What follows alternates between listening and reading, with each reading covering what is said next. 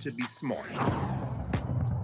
Roland Martin's doing this every day. Oh, no punching! Thank you, Roland Martin, for always giving voice to the issues. Look for Roland Martin in the whirlwind, to quote Marcus Garvey again. The video looks phenomenal, so I'm really excited to see it on my big screen. Support this man, Black media. He makes sure that our stories are told. See, there's a difference between Black Star Network and Black-owned media and something like CNN. I got to defer to the brilliance of Dr. Carr and to the brilliance of the Black Star Network. I am rolling with Roland all the way. Honored to be on a show that you own. A Black man owns the show. Folks, Black Star Network is here. I'm real revolutionary right now.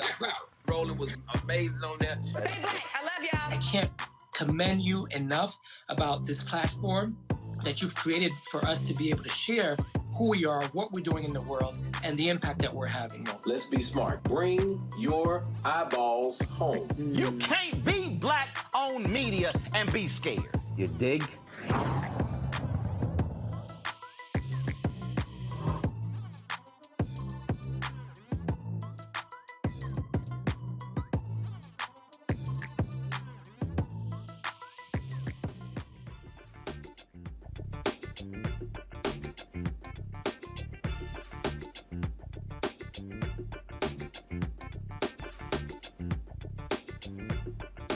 It's Thursday, April 21st, 2022. I'm Reese Colbert sitting in for Roland. Here's what's coming up on Roland Martin Unfiltered, streaming live on the Black Star Network. Florida Republicans passed a congressional map after a sit-in protest by Black lawmakers. That new map, backed by Republican Governor Ron DeSantis, gives the party a significant advantage in November's elections by eliminating 2 majority Black districts. We have 2 Florida lawmakers who participated in today's protest and a voting rights activist on the show tonight. A Nevada state senator is giving up her state Senate seat. She's focused on becoming the next mayor of North Las Vegas. Pam Spearman will discuss why she's the best candidate for the job. What appears to be the arrest of a young Black boy accused of stealing a bag of chips by Syracuse police is causing outrage and debate about how cops should treat children. It's taking 2 years, but a Connecticut state trooper faces manslaughter for killing a man after a high-speed chase. In Tennessee, while state lawmakers sign a bill requiring the teaching of Black history in schools, a Black Tennessee mayor declares April Confederate History Month. We have a lot to talk about tonight. It's time to bring the funk on Roland Martin Unfiltered, streaming live on the Black Star Network. Let's go. He's got it. Whatever the biz, he's on it. Whatever it is, he's got the scoop, the fact, the find. And when it breaks, he's right on time and it's rolling. Best believe he's knowing. Putting it down from sports to news to politics. With entertainment just for kicks, he's rolling. It's on go, y'all. It's Roland Martin, yeah. Rolling with Roland now. He's funk, he's fresh, he's real, the best, you know he's Roland Martin now.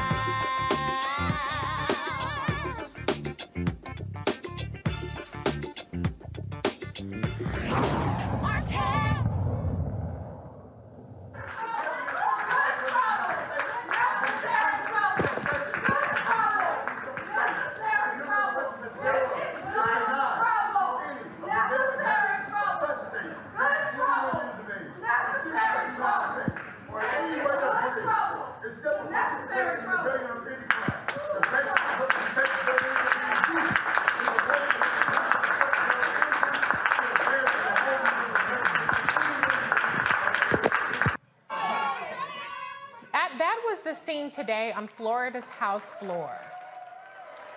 Democrats shut down the special session to approve a new congressional map Governor Ron DeSantis demanded lawmakers pass.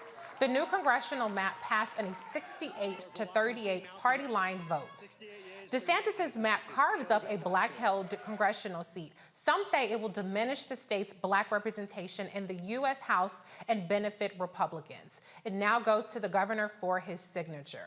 Joining me now are Florida State Representatives Tracy Davis and Angie Nixon.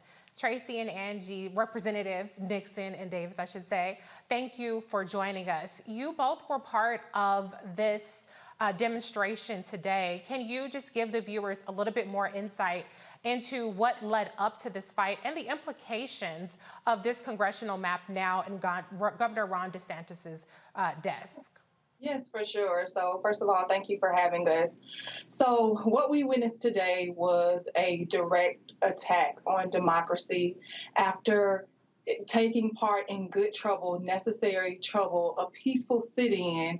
We saw that the will of an ambitious governor just, it played out before us today. And so what we have here in Florida is an ambitious governor who cares no more about being governor of Florida, but he is making a play to be the president of the United States. Governor DeSantis is a bully, and he is attacking Black people, and he is doing it on the backs.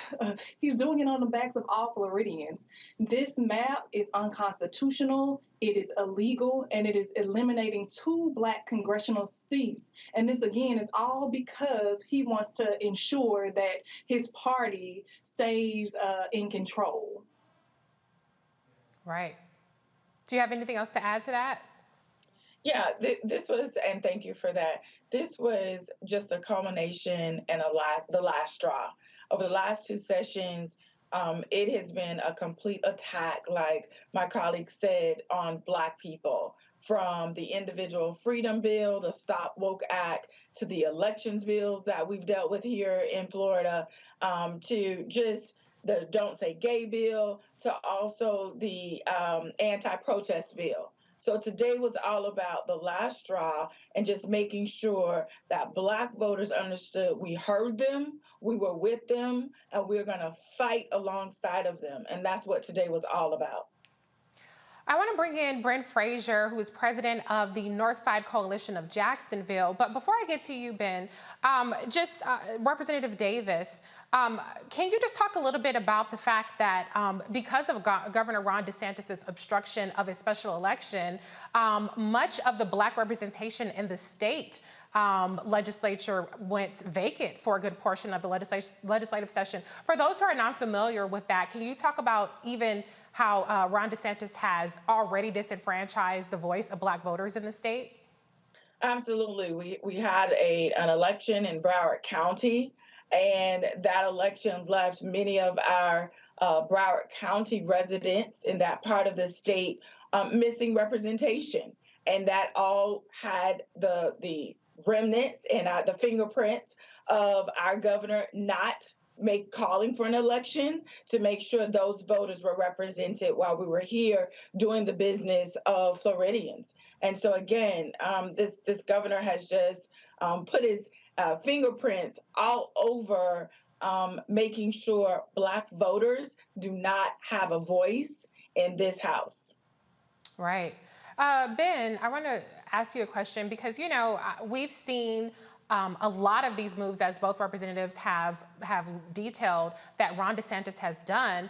And it seems to me that while everybody's paying attention to the Disney special district, there hasn't been enough attention on what's actually happening with this congressional map. Can you just talk about the importance of the demonstration that we saw from those who protested, including the representatives, this illegal gerrymandered congressional map? Can you talk about how it's important to have protests, even if the end result feels like it's inevitable? Well, I should say first off that we are so very proud of these representatives. This was an unprecedented move, a direct action protest on the floor of the Florida House. This is the kind of bravery and the kind of courage that was symbolized by John Lewis when they crossed the Edmund Pettus Bridge. You understand that experts will tell you that this redistricting is about statistics, numbers, metrics, but I'm here to tell you it is a lot more than that. This, in effect, is the story, the hard-fought fight that we had about the right to vote, ancestors and activists who led us in this struggle through blood, sweat, and tears. And what we have with these representatives before you this evening is history.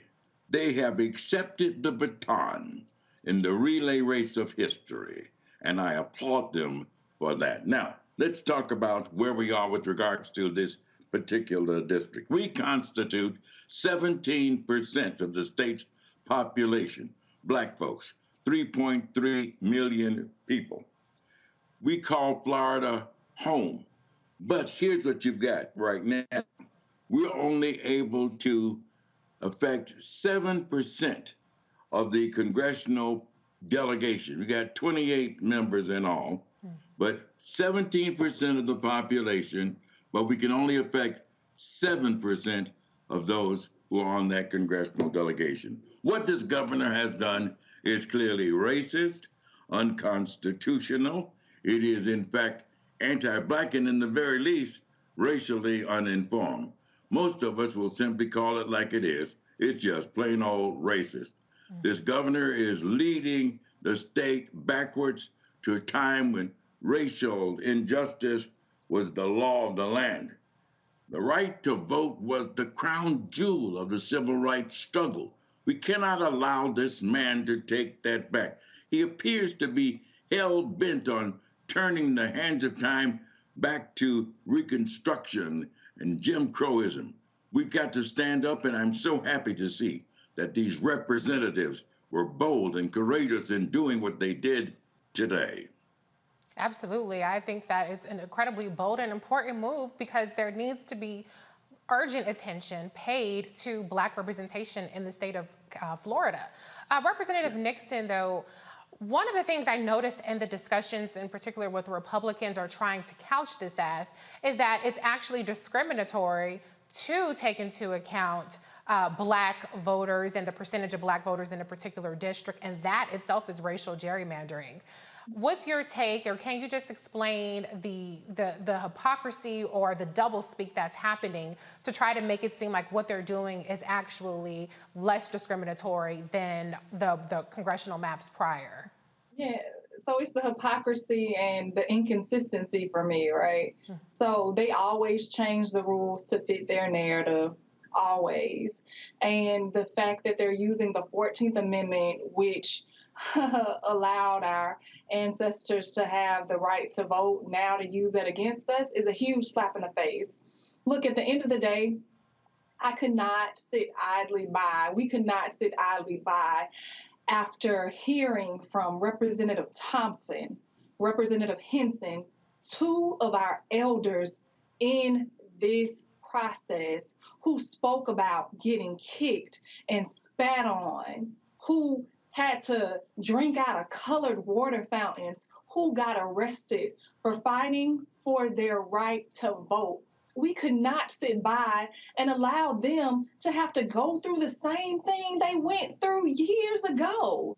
It makes absolutely no sense that I'm fighting for the same things that my daughter's great-grandmothers are fighting for. And I'm going to continue to push back. And again, everyone's talking about Disney. Let's be clear. The Disney issue is a real issue because it illustrates the fact that Governor DeSantis is a bully, and anyone that criticizes him or speaks out against him, that he's going to attack them, right? And so, yes, that's a real issue, but it was a distraction. It was to distract everyone from the fact that half of our representation as Black people is being eliminated, and that is not right, and it is unfair. And it just goes to show you, if he was to win president of the United States, which he's not, and we won't let him, this is going to show you exactly how he would govern us as president. And we do not want to go back to the wrong side of history. I refuse, like Representative Henson said on that floor today, I refuse to go back.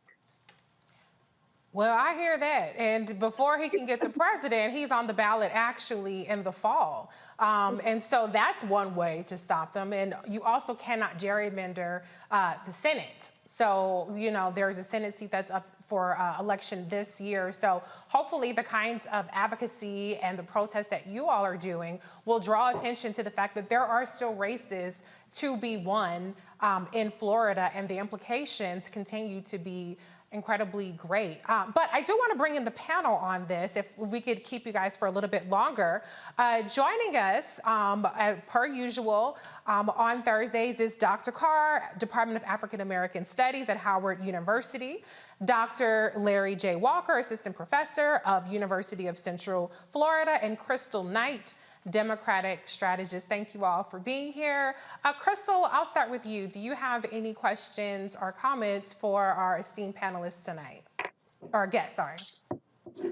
Okay, sure. Well, I think the first question I have is, what's the next step in this fight for against gerrymandering? Thank you for sitting in today on the state floor, but what's the next step in this process? Where do you all go from here? Thank you. That's the great question. So you guys have already said it. The next step, and like you've heard it, there was a map that we voted on. And it was a map that we referred to as 80-60. And that was a map that both chambers referred to, and we voted on because it retained our Black representation in Congress. And that is the map we want. We are demanding that is the map that is brought back. But other than that, we know we're dealing with a governor that's not pretty much going to listen to what we're doing. And that's why we were here today with the peaceful protest. So we're hoping and encouraging our folks that the only way to get rid of this governor and stop his warpath on the attacks of Black people is to make sure we are motivating people, encouraging them to get out and vote. That is the end result. That is what immediately is the next step for us. And let's be clear, right? So after he signs this bill, after he signs these maps into law, there's going to be lawsuits. Yes. And so don't think for 1 second that that's not going to happen. But of course, that takes time. And so we know folks are probably going to have to run on these maps. But when they run, we need to show up to the polls to make sure they are not elected. And that is what we're going to do. We're going to have, this is just really an opportunity for us to galvanize our base. Governor DeSantis has continually thrown out red meat to a base, which came in the form of unconstitutional, illegal laws. Listen, let's be clear. This was not the only illegal law and unconstitutional law that the governor has pushed forward through this legislature. And so we're going to continue to highlight that and galvanize our base, because I believe if we do that, that we will win. I think that there's also a need for us to recognize the grassroots campaign that we're going to have to wage. We must always remember that this is where it starts from. We must continue to agitate, as you did today. We must continue to educate, and we must continue to organize and mobilize. We've got to communicate with our folks at the ground level. We can make this happen, folks. Ours is a message not of fear, but of faith. We start here, but we're going to end up there. We will rise. As the saying goes, the arc of the moral universe is long, but it bends towards justice. We must continue our struggle until victory is won.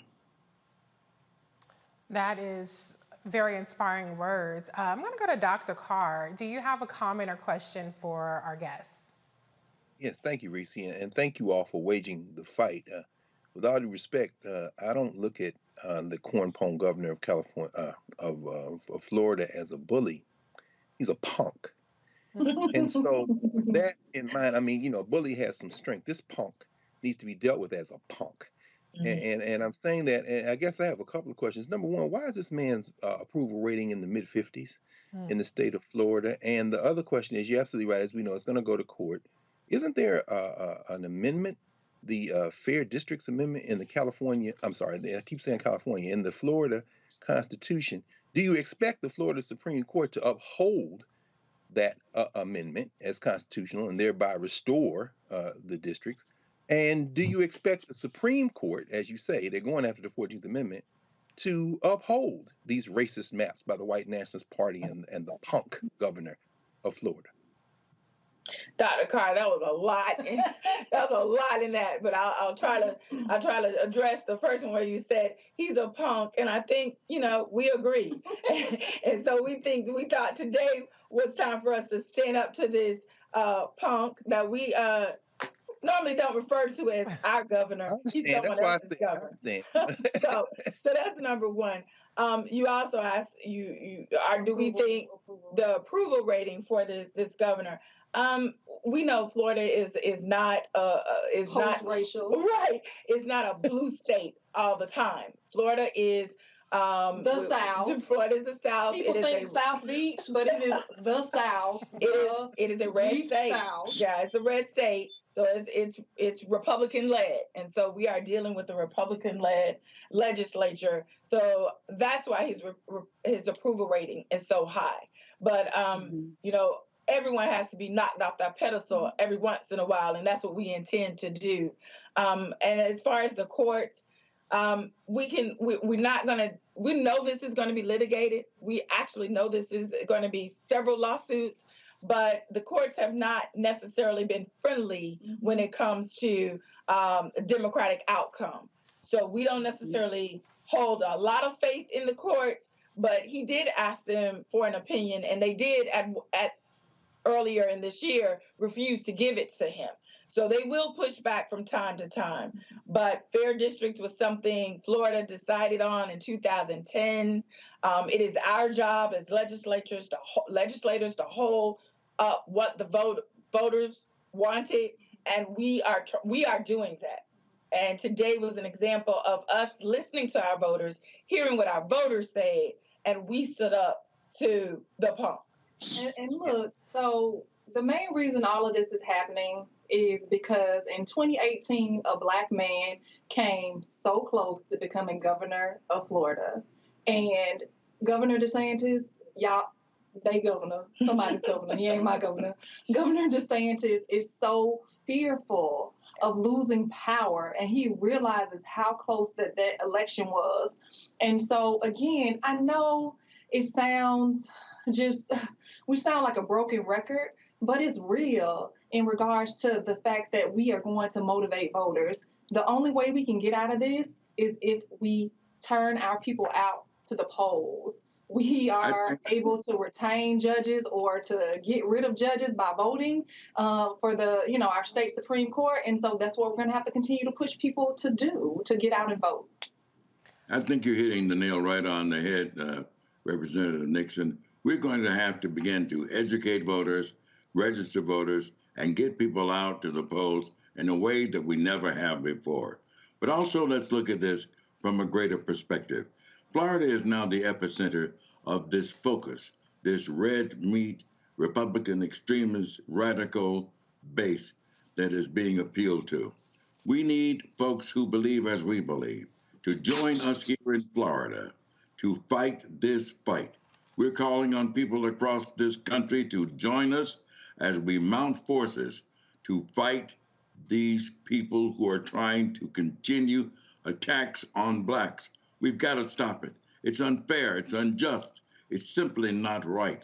This governor is trying to lead us backwards and trying to turn back the hands of time. We need your help wherever you are. Join us here in Florida to help us fight this fight. There definitely needs to be an all-hands-on-deck situation because this is the blueprint. We know with Republicans, their behavior escalates. They follow each other's lead. Governor Abbott down in Texas started off with the most extreme gerrymandered map, and then Ron DeSantis said, hold my beer, I will raise that. So we definitely cannot allow this to stand in any states because then it only further emboldens them. Dr. Walker, last question from you before we have to go to a break. Yeah, really quickly here. I think Mr. Frazier hit on it in terms of Florida being the center of cultural wars. And I wanted to ask the state representative, first of all, thank you for your commitment to democracy. But I also want to ask you in terms of like GOTV, efforts, right? So this is happening. Florida is the epicenter. What are you hearing at the federal level in terms of some of the support you're going to receive for the elections this year that we know are very important in the state? I guess I guess I'll take that because I work in campaigns and with organizations, just trying to drive out Black voter turnout. So, in all honesty, folks have been a little hesitant because they, of course, have, as you all stated, have saw his approval ratings. However, I think because of what we did today. And I think because we're gaining traction and folks realize that we're going to be out in the streets with the people, we are no longer being politically correct about things anymore because our lives actually do depend on it. I think we're going to start getting some funds down and some resources to come to our area. And so we are super thankful for that. I've gotten some phone calls. I have some meetings already set up next week. And so I think, again, I believe, I know that we will win if we come together and everybody, all hands on deck, send us some funds and make sure we're able to turn our people out so that we can stop DeSantis here. Again, he is making a vie for president of the United States, but in order to thwart that effort, we need to stop him in November from being reelected to the governor's mansion. Hey, listen, Black voters matter, and we're going to drive that point home to this state and this country. Black voters matter. I know that this is a combination of three panelists that have elections and campaigns in our background. So I came from the elections office, Rep. Nixon came from campaigns, and we have Ben Frazier on board that knows how to rile everybody and get that energy going. So you have a trio right here that's definitely about driving the vote out. Oh, please reach out to us at northsidecoalition@gmail.com. Representative Nixon, Dr. Carr wasn't shown on camera, but he gave a good, cheer, because he likes the gloves coming off. He likes we're not going to beat PC, so you got a cheerleader. And Dr. Carr, and I noticed during the session that the person who was facilitating the session, I believe the leader there, was kind of lecturing on decorum and things like that. But where's the decorum when you are disenfranchising and essentially relegating Black citizens to second-class citizenship? So spare us the lectures, spare us the speeches. Until you do the right damn thing, we don't want to hear anything coming out of you. Period. Period. Period. Period. Pooh. Yes. 14-year-old says. Exactly. Yes. And then just one last question. Oh, sorry, Doc. Did somebody have something? I felt like I heard somebody. I just wanted to again applaud these folks, these politicians, these elected officials who are brave enough to stand up and to make a stand and to speak out for what is right. Thank you so very much. We need more elected officials like you. Yes, we do indeed. I just want to ask one final question, though. Either representative, if you can answer this. Congressman Al Lawson is one of the people whose seat is in jeopardy. Congresswoman Val Demings is running for Senate, so she's not running for re-election there, but her seat is another one that has been gerrymandered to the extreme. Is there anything that you guys are doing, or is there anything that's being done to help these specific candidates that are the electeds who would be affected by this congressional gerrymandering to get them more resources? Well, we have been in contact with Congressman Lawson, and he's released a statement, but I think he's tried to stay in a median area because he doesn't want to talk about incumbency, right? And he doesn't want to be accused of always being in front of the camera talking about incumbency because we are dealing with his district. So as far as dealing with the district and talking with Congressman Lawson, we are here with him. We're here to support him through this, and we're here to support any candidate that feels the need to attempt to run for this seat. I mean, again, it's candidates we need, and we need our voters up, out, educated, and voting. So we're here to support him through this. That's right. As we continue this legal struggle, we simply will continue to rally, to march, to demonstrate, and to make clear our dissatisfaction with the racist policies, practices, and procedures that this governor is affecting here in the state of Florida. And one thing will be great is to prove to Ron DeSantis and to these Republicans that you can gerrymander Black folks out of districts to where white folks are the plurality or whatever, but Black people can compete even if it's not a predominantly Black district. So hopefully they'll be proven wrong, that people like Al Lawson or whoever runs for the new district that's Val Deming's seat will be redistricted to. Hopefully that we can prove to them that they're going to have to try even harder, because we can still compete anyway, regardless of what kind of roadblocks they put up. So thank you all for being with us. Ben Frazier, thank you so much for your advocacy. Representatives Davis and Nixon, thank you for your fearless leadership today, along with all the folks who protested and drew attention to this that I don't think would have been there but for the protest that you staged today. So thank you so much for being with us. Have a good one. You too. We have a lot more to talk about. You're watching. You're watching Roland Martin Unfiltered on Black Star Network. We'll be right back.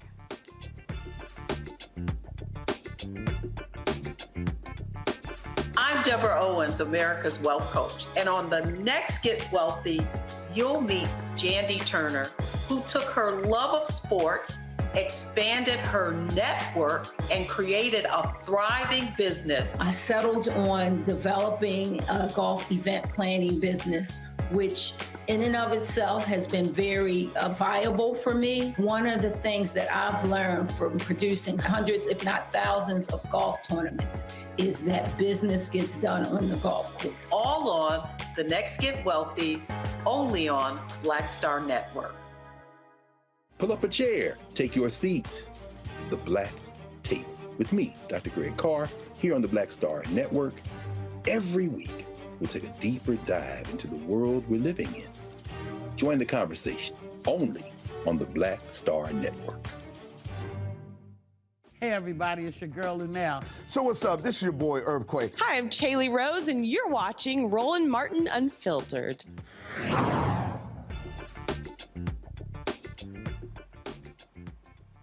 Midterm elections are approaching. Also on those ballots will be state and local government races.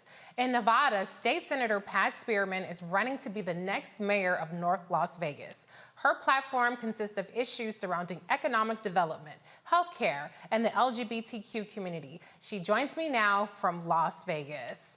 Welcome to the Roland Martin Unfiltered Show, Senator Spearman. Thank you for being here with us tonight.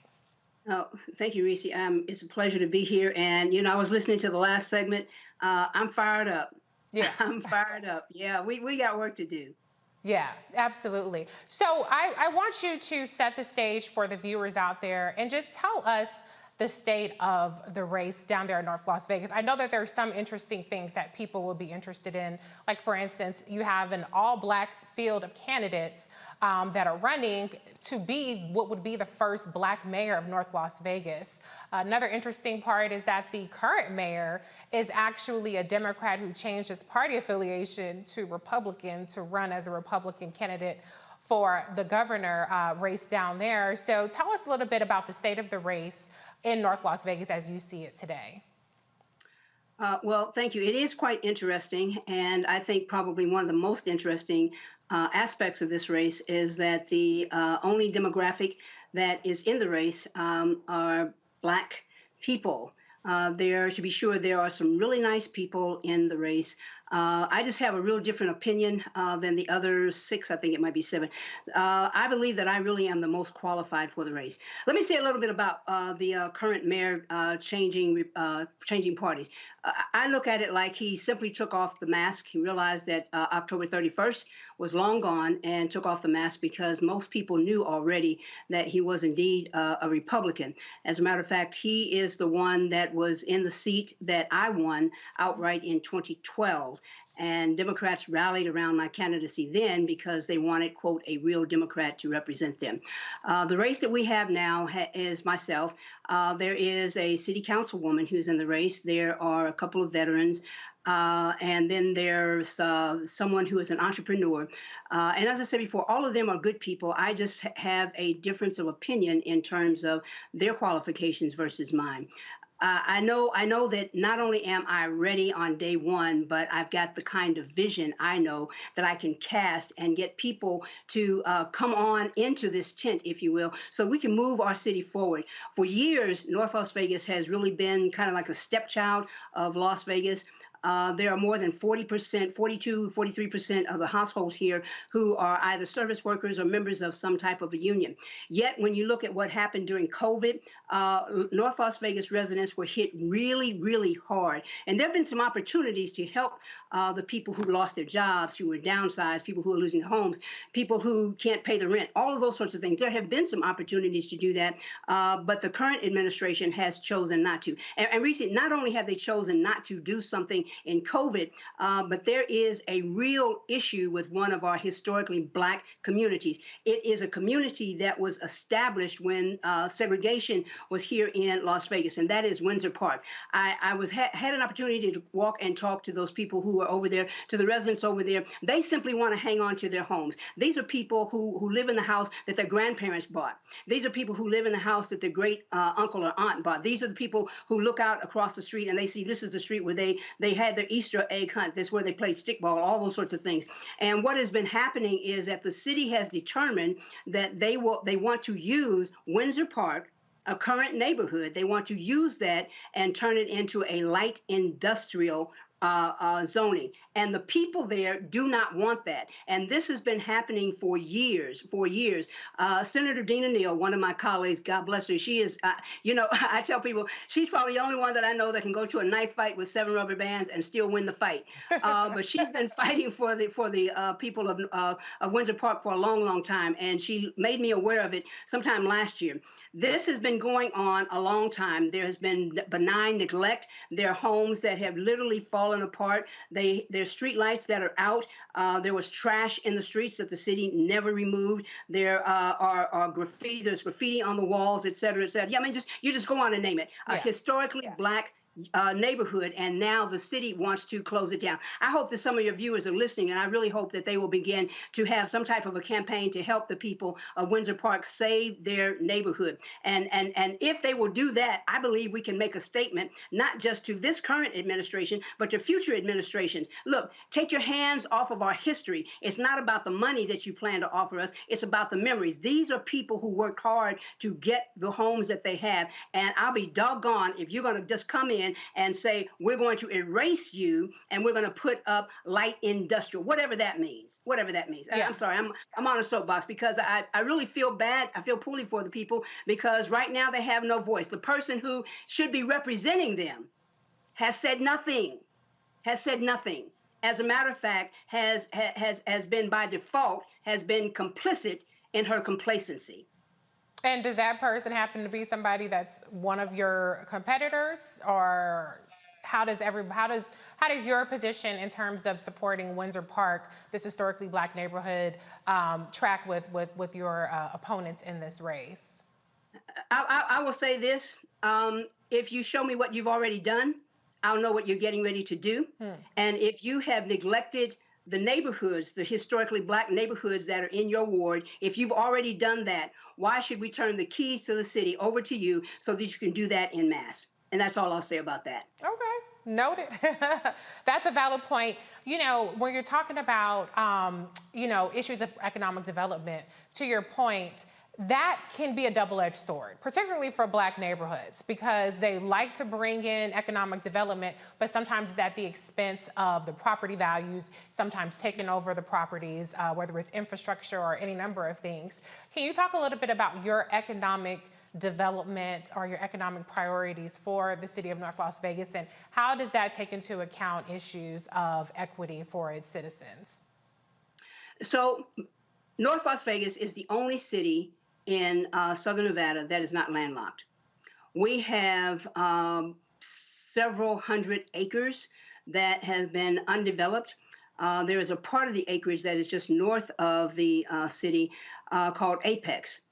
Economic development for me means to diversify using apex, using the land that is already there, not going in and tearing down neighborhoods. We have a company, Air Liquide, which is a hydrogen fuel cell company. They're headquartered in Paris. They're already out there. We have Neuro, which is an artificial intelligence company that I'm sure the people who are in Houston, I know that you've seen that. So we have an opportunity here to look at an ecosystem, an economic development ecosystem. Those plants are already here. But here's what I intend to do as mayor. I want to look at those other industries that are on the periphery and invite them to come. And listen, Reese, I'm not just talking about it. I've been about it. I can pick up the phone and I can call people that I've met while I've been in the Senate from national to international. I can pick up the phone and I can call people who I've worked with when I worked on my doctoral degree, and my research was in global energy policy. So I'm not just talking about something that's out there and we can never attain it. I'm talking about something that I know that we can have.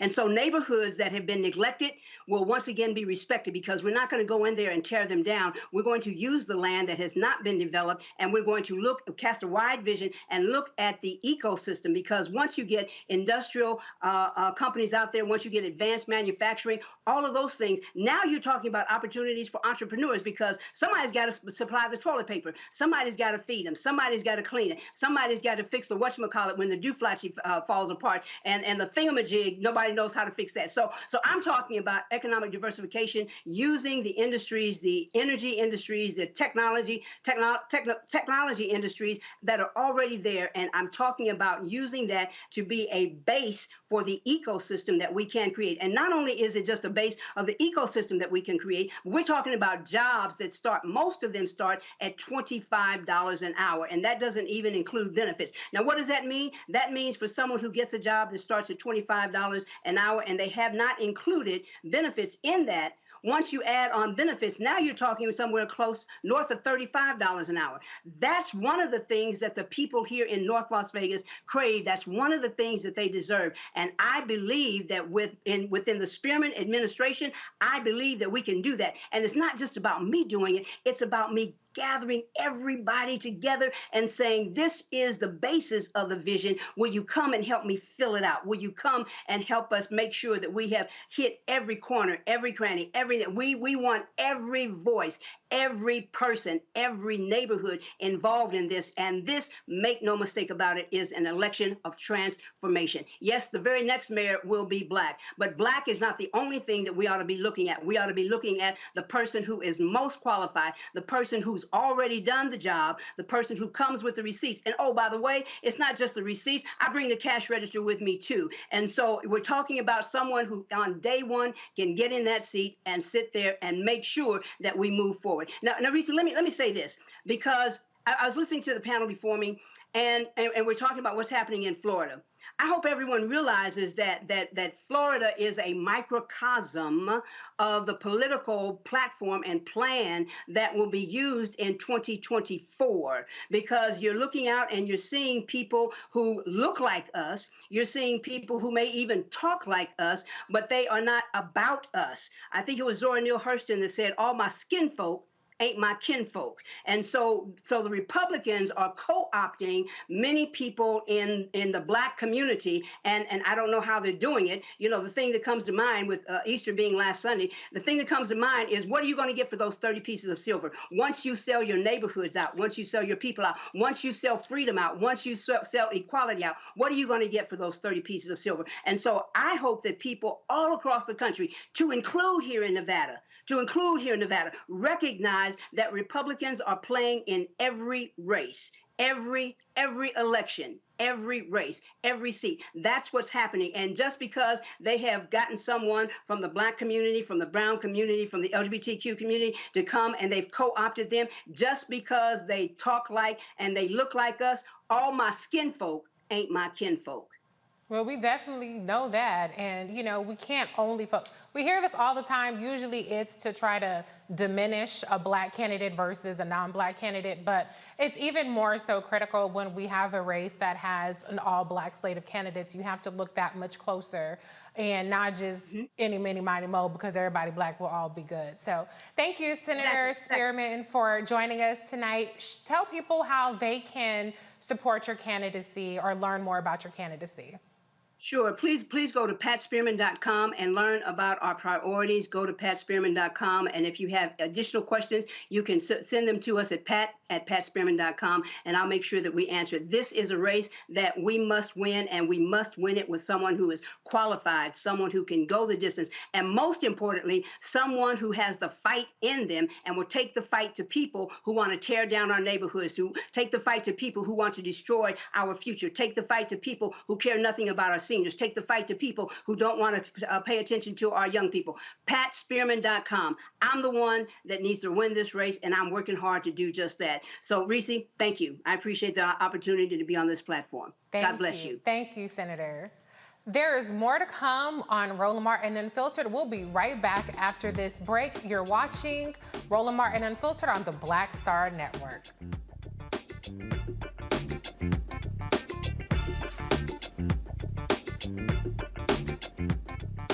I'm Dr. Jackie, and on A Balanced Life, it takes a village to raise a child, and truer words have never been spoken. If you're raising a child, you know that it's a blessed challenge like no other. Even more so if your child has a disability. We'll talk to parents and our expert panelists about the best way forward for your child to help you maintain your own sanity on A Balanced Life with Dr. Jackie on Black Star Network. We're all impacted by the culture, whether we know it or not. From politics to music and entertainment, it's a huge part of our lives, and we're going to talk about it every day right here on The Culture with me, Faraji Muhammad, only on the Black Star Network. Hey, I'm Arnaz J. Black TV does matter, dang it. Hey, what's up, y'all? It's your boy Jacob Lattimore, and you're now watching Roland Martin right now. Stay woke.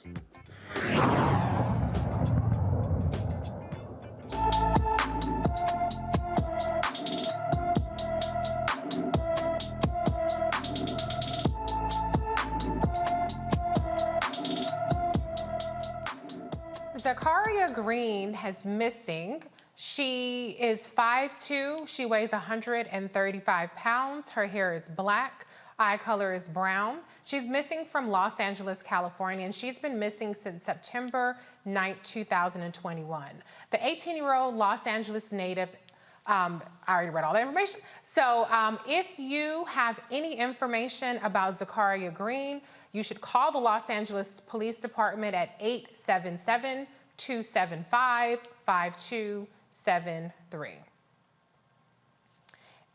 A viral video sparks public outrage showing Syracuse police seemingly arresting a young black boy for allegedly stealing a bag of chips. Take a look. What is y'all doing? What is y'all doing? Guess. Take a guess what I'm doing. Hey, he like a baby to me. Why you? Guess what I'm doing. I don't know what you doing. I just see you snatch him up off the. No. So what? So what's going on then? You're stealing stuff. If he breaks into your house to steal something. Nah, man. What, he selling a bag of chips? So y'all treat me like a whole cold-blooded fucking killer? Keep walking, dude. You don't even know what you're talking about. Keep walking. I know what I just came up and see. I know the fuck I just came up and see. Okay, what did you see? I see y'all snatching him up a bike like he a fucking grown-ass man. Ain't he saying it wasn't him? Fuck is y'all doing? That's crazy. How old is he? 10 years old? Fuck is y'all talking about, man? That's against the law. Fuck is y'all doing? You cannot put that. What is y'all doing? Take the fucking chips. If he stole some chips, I'll pay for them. I'll pay for them. You don't even know where he lives. Y'all just throwing him in the fucking car. That's what they do. They come here. Fuck is y'all doing? Bro? Leave him alone. It's on camera. That's all we can do. He a kid. Folks call the officers' actions extreme. Syracuse police released the statement about the incident. We are aware of a video being shared on social media involving several of our officers and juveniles accused of stealing from a store on the city's north side. The incident, including officers' actions and body-worn cameras, are being reviewed. There is some misinformation involving the case. The juvenile suspected of larceny was not placed in handcuffs. He was placed in the rear of a patrol unit where he was directly brought home. Officers met with the child's father and no charges were filed. I'm going to bring in the panel on this one. And before I have to say, the language in this statement is troubling. And it just shows the criminalization stance, posture they're taking towards a child, larceny, and referring to handcuffs. And, well, he wasn't handcuffed. So fucking what? You had this little boy who was hysterical, crying with his arms behind. I've had my arms pinned up behind my back by a cop before, okay? And I woke up the next day and my wrists were very much swollen and injured. And so this whole notion that just because they didn't handcuff the boy, that's okay. No, the hell it is not okay. So there's just problematic language in this statement beyond even just what we saw with our own two eyes. Crystal, I'm gonna start with you. What is your reaction to what we saw on video and to the Syracuse Police Department statement? I think I want to first start with what we saw on video, and it's very disheartening. And, we continue to see cases like this over and over again where police are, violently aggressing Black children, Black men, Black women, and brown victims as well here in America. The other thing that I want to bring up is that we talk about, or the statement talks about, that the child was not arrested, but the mental health of this child is already damaged just by this incident. And that's something that always gets lost in this, police and victim, conversation. We don't talk about the mental health that we are putting people through, the trauma that we're putting children through just by being arrested. This is something that this young boy will remember for the rest of his life, and he will have this unnecessary association, or this violent association with policing in this country, not only because of the experience that he himself has gone through, but what others have gone through as well. And we continue to see these, instances happen over and over again. And it really reminds me that the George Floyd Policing Act, it still has not been passed. It also reminds me that criminal justice reform, which is something that the president championed when he was, running for office, that still has not been addressed. And so many of the things that the Black community is asking out of this administration, they continue to happen over and over again because they have not been addressed legislatively. Law has not been codified to make sure that Black people are protected from police officers in this country. And so until it does, we will continue to see more and more cases like this arise. That is true, but I think Dr. Carr would argue that you can't train humanity or cops seeing the humanity if that's not their posture, which we pretty much know what it isn't from looking at that video. Dr. Carr, your reaction to what we just witnessed? I agree with you. Yeah, of course, Reese. And while we continue to fight, as you say, Crystal, we recognize that these officers were not behaving incorrectly. They were doing what they are expected to do, which is terrorize our people. The long reparations movement does not characterize the system that we live under as the criminal justice system. They call it the criminal punishment system. And those two punk cops, those hunters, those patter rollers, who have no fear, who are under no accountability, were terrorizing a child. And fortunately, there were adults. We heard the brother who intervened with the cell phone there, the video. And as you say, the patter rollers, the terrorists, the domestic terrorists, the occupying army, and look at this punk. What if he was in your? What if he was breaking into your house? You punk. You punk. You're right along with Andrew DeSantis. All you white nationalists, you just don't have a hood. In fact, your KKK hood is your little punk ass knit cap, and with your whatever drugs you've taken to pump yourself up in the gym in between your shifts. But the response of the police department is to be expected. This is nothing they had to draft. In other words, we know it's almost as if, in fact, they have a stock book. So the first reaction is, this is incomplete. This doesn't tell the whole story. And then they try to act as if their criminal behavior wasn't criminal behavior. He wasn't handcuffed. He was detained. See, the only time this is going to stop is when you put your hands on a child and then you perhaps don't have hands. I know that's right. I did appreciate the brother, though, who was You know, he was giving that energy. He was making it uncomfortable for them. Is not doing what you suggesting, Dr. Carr, but they have to be robbed of the joy and the adrenaline rush that they get from terrorizing Black folks. And we're still talking about a child. I mean, Dr. Carr, like you bring up, well, what if he's breaking into your house? I might grab a switch, or I might grab a belt and whoop his ass, but that'll be, you know what I'm saying? Like, I would call up his parents. Where's your mama at? Where's your daddy at? Who is even calling the cops? I was looking so hard to try to find out, how did the cops even get involved?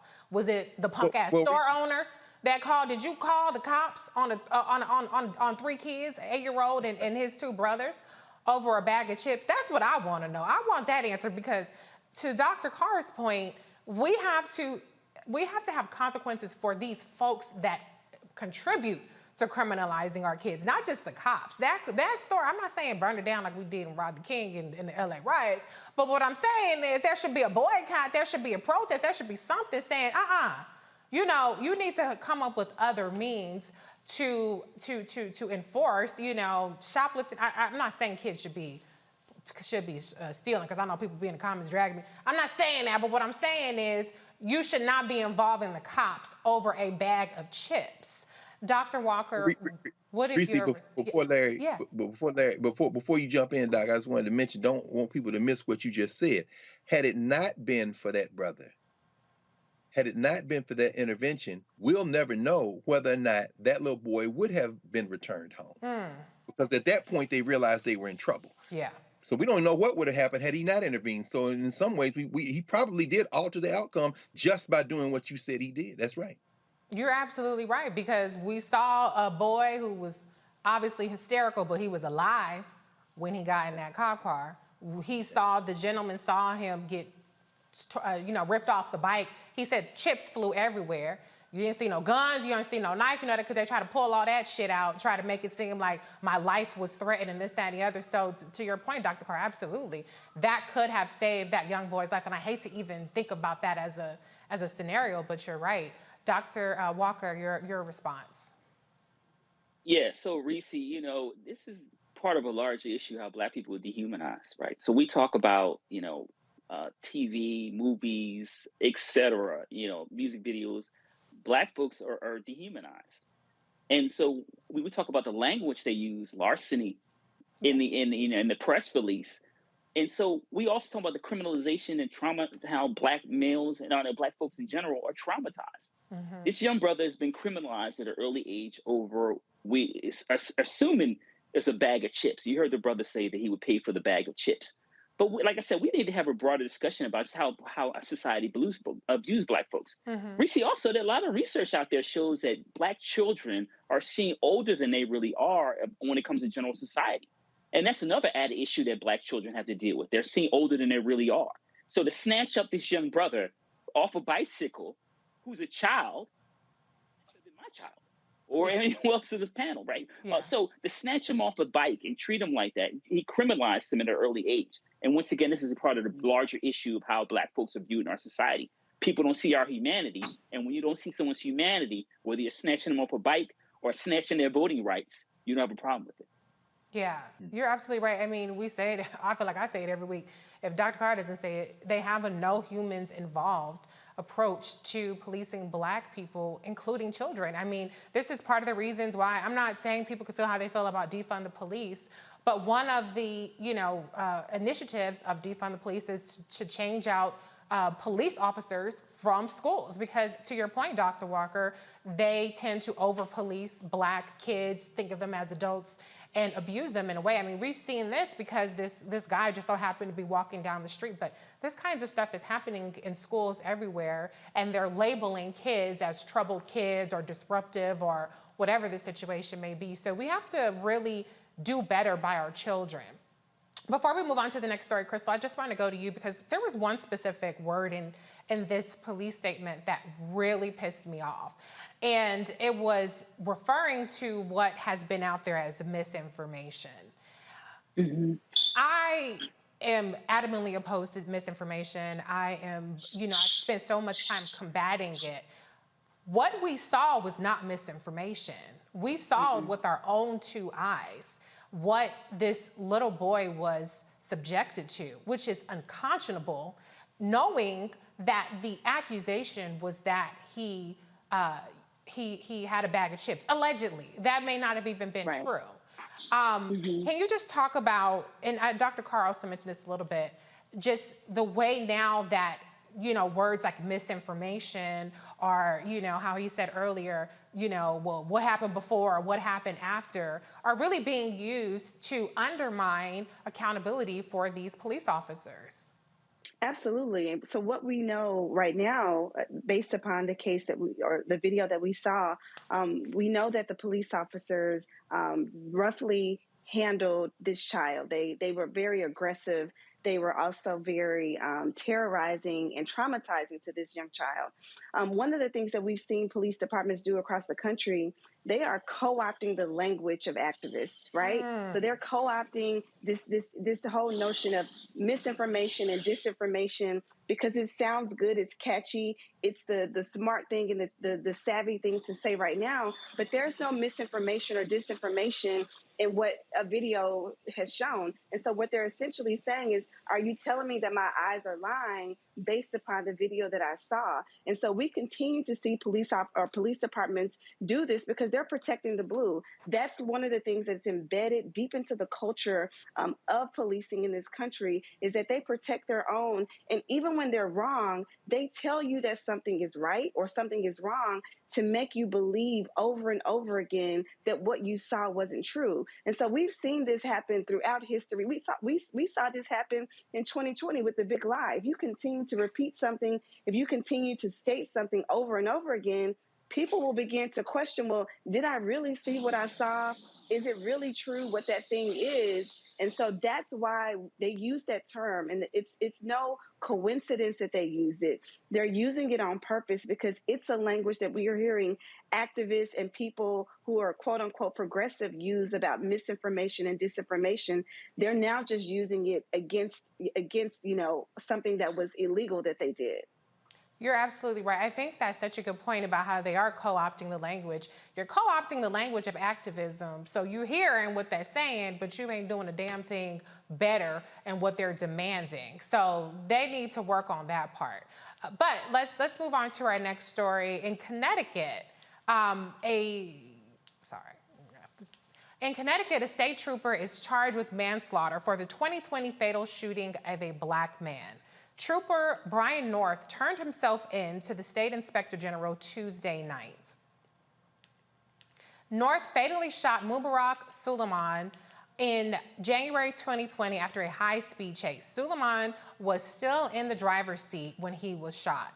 North posted a $50,000 bail, was placed on paid administrative leave, and his police powers were suspended. The Inspector General's officer's report said the shooting was not justified, even though North had told officials that he feared Suleiman would attack other officers with a knife. In Ohio, a former police chief pleads guilty to trafficking machine guns.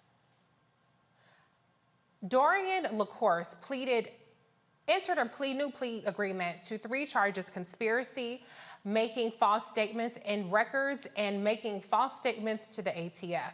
He helped 2 Indiana gun dealers sell machine guns from 2015 to 2019. LaCourse initially pleaded not guilty in 2021. The other 2 men involved also pleaded guilty. I'm going to bring in the panel before we go to a break on these stories. Starting with you, Dr. Carr. You know, we see the gambit, at least 2 stories here, where there is some accountability, maybe potentially at least some charges for some police officers. The one thing I want to point out, though, for the Suleiman case is, you know, nobody can argue that he probably shouldn't have been involved in a high-speed chase. And, you know, whatever, there were some complicated situations there. But I always caution in trying to impose a perfection standard when white folks get on high. I used to see them all the time when I lived in LA. It was always a high-speed chase, and usually it did not end in some white man getting shot by the police on national TV. So they know how to apprehend people without shooting them. What is your reaction to kind of that, the fact that, yeah, he shouldn't have been in a high-speed chase, but Reverend Al Sharpton said it best, that means he should have been on trial for a high-speed chase, not, executed. That's absolutely right. Well, Reese, I think you've articulated very succinctly and cleanly the standard by which we can measure progress. Would this have happened if the person had been white? It's very simple. And you're absolutely right. I mean, I think about young people, like my students and, young people who scour the internet and post video after video on social media of belligerent whites in full-blown fistfights with the police. And underscoring the point that you raised. I mean, this young man should be alive. Brian North got 2 more years of paychecks, and who knows whether he will be convicted. And in the case, of course, with the Ohio police chief and these 2 Indiana gun dealers, I mean, we live in a society that not only tries to humanize the police, but celebrates them as the most human.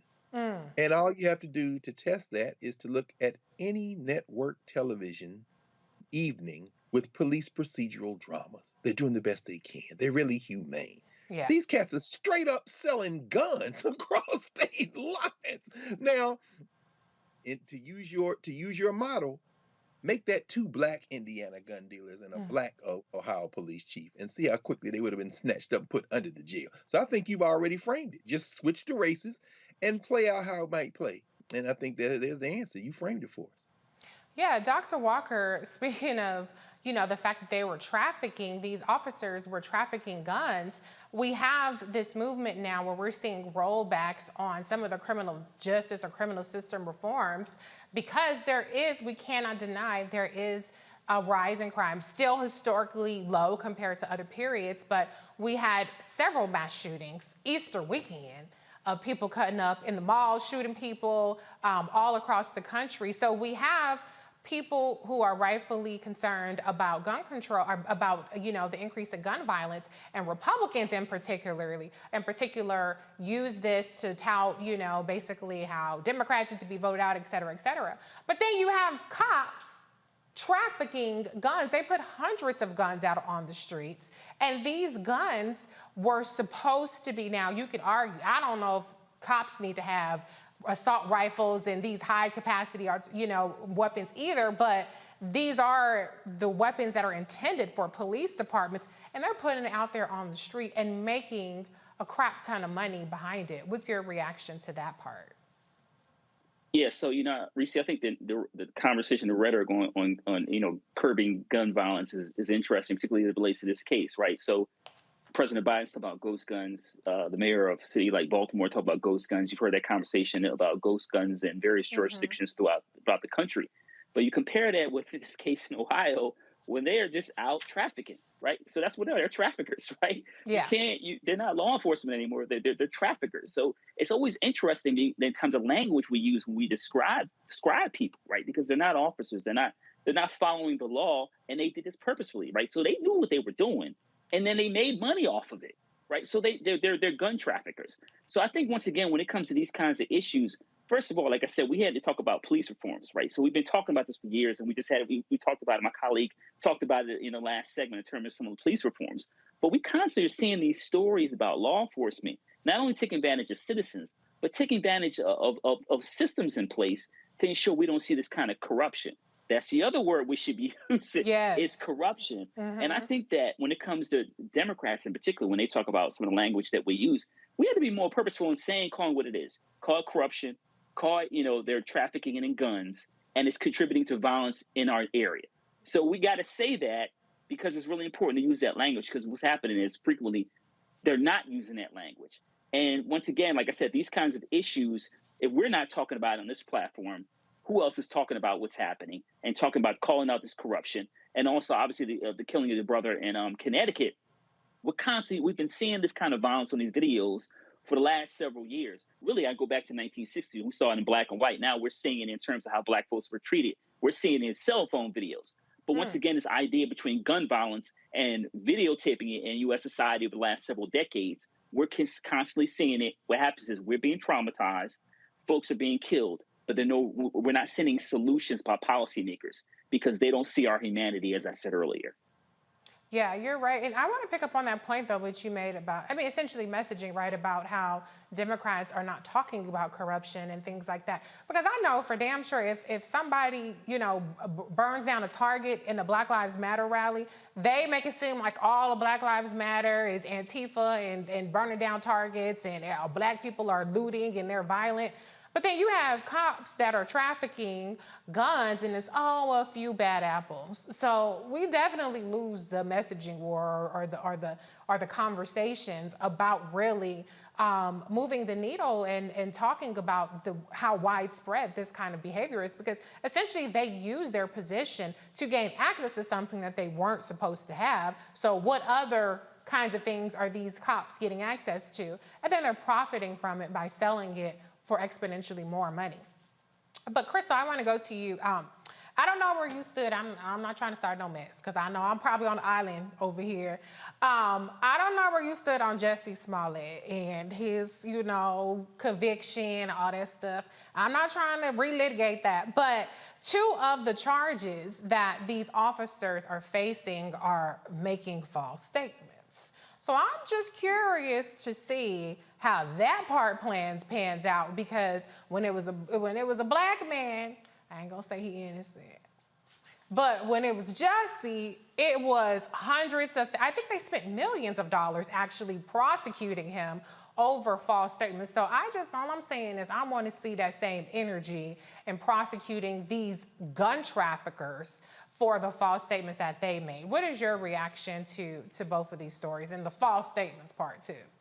Yeah, well, I want to first address the gun trafficking charges and just say police are not, or this case about this police officer trafficking guns across state lines, I'm not surprised by that. I don't trust the police. I believe that they're not only gun traffickers, but they're drug traffickers, they're sex traffickers as well. And so we don't hear about those stories, maybe not as often, but they're absolutely planting drugs on victims and then locking them up for said drugs, taking those drugs back, taking the drug money back, and just washing and rinsing. Wash, rinse, and repeat. That's what they're doing. A lot of police officers, a lot of police districts do that across this country. And you know why we don't hear about it? Because they protect their own, which is something that we've been talking about over and over again. And so it's nice to see this one case where it's being highlighted about gun trafficking, but I want to talk about the sex trafficking. I want to talk about the drug trafficking and the illegal money seizures that they're using.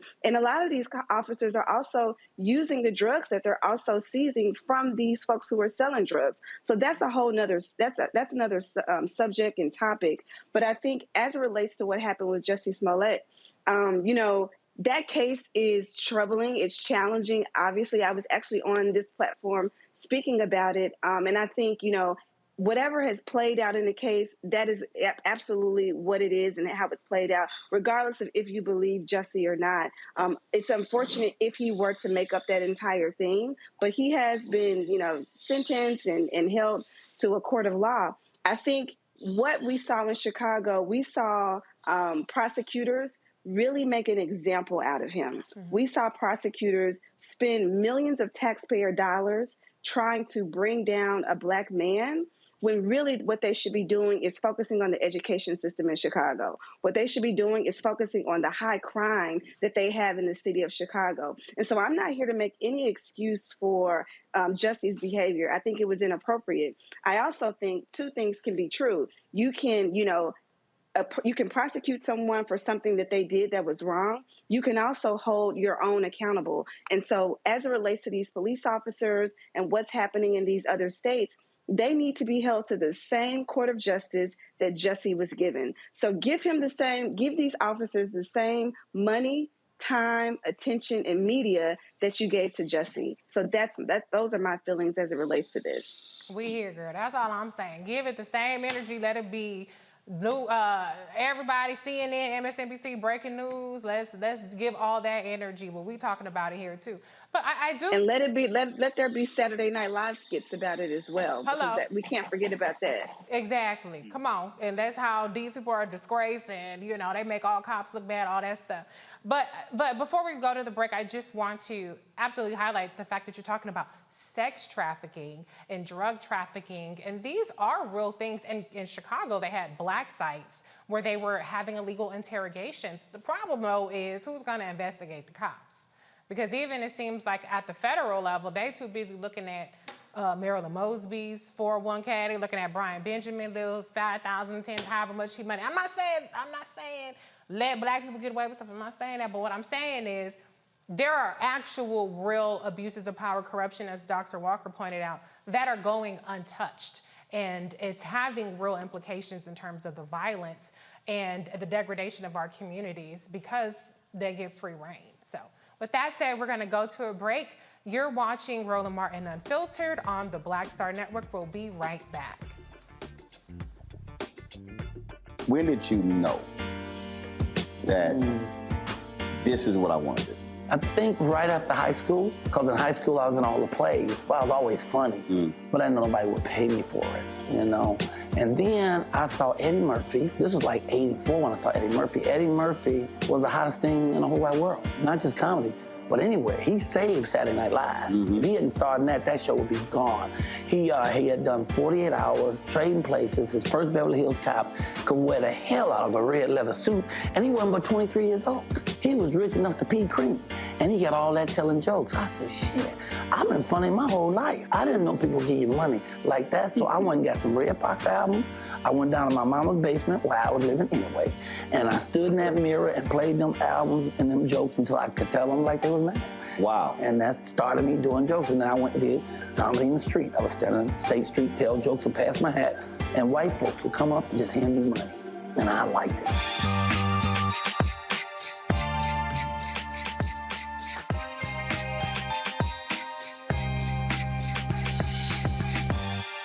Pull up a chair, take your seat. The Black Tape with me, Dr. Greg Carr, here on the Black Star Network. Every week, we'll take a deeper dive into the world we're living in. Join the conversation only on the Black Star Network. Hi, I'm Eric Nolan. I'm Shantae Moore. Hi, my name is LaToya Luckett, and you're watching Roland Martin Unfiltered.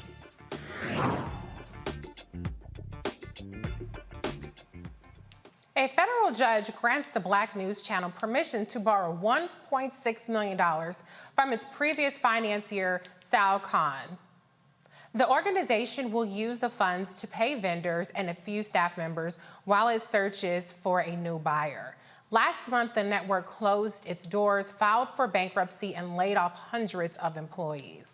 Now, Roland did a masterclass on that. I don't think I can top that, so I ain't gonna even try. But what I do want to say about that is I hope that all of the energy that people put into, I didn't even know it was the Black News Channel, I'm just hearing about this and this, that, and the other, and we need more Black news and woo, woo, woo, all that energy, if they do manage to salvage it, which is what this whole arrangement is about, is they're trying to shop the network around. Apparently there is interest in buying it. I hope that y'all bring that energy back to watching it, because it wasn't nobody watching it, that was the problem. But you always can continue to watch and support the Black Star Network and Roland Martin Unfiltered, because we here, we not off the air, okay?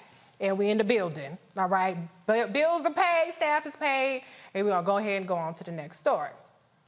The sentencing of 3 men convicted of violating Ahmaud Arbery's civil rights when they murdered him is set for late summer. Travis McMichael and William Roddy Bryan will be sentenced on August 1st. Gregory McMichael will be sentenced 7 days later. The 3 men chased, cornered, and shot Arbery while he was jogging in a South Georgia neighborhood in 2020.